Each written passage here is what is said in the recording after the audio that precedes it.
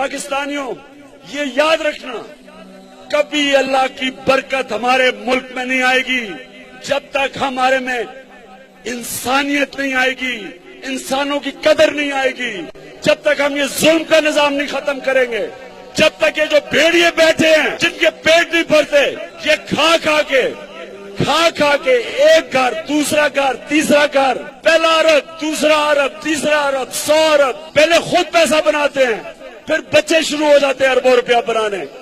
جب تک میرے پاکستانیوں آپ ان کے خلاف کھڑے نہیں ہوں گے، جب تک آپ ظلم کا مقابلہ نہیں کریں گے۔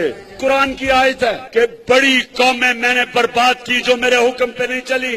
تو پاکستانیوں، یہ آپ کے لیے اللہ نے موقع دیا ہے، اللہ نے آپ کو موقع دیا اپنی تقدیر بدلنے کا۔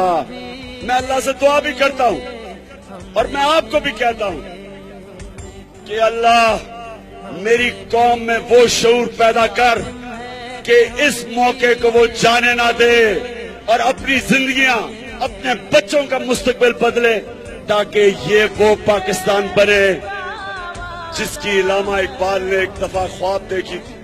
یہ ایک نظریے پہ قوم بنی تھی، اسلامی فلاحی ریاست، ایک انسانیت کا نظام اور ایک عدل اور انصاف کے نظام پہ قوم بنی تھی۔ جو لوہے عدل پہ لکھا ہے ہم دیکھیں گے، لازم ہے کہ ہم بھی دیکھیں۔ منزل قریب ہے پاکستان، اب صرف عمران خان بلے پہ نشان۔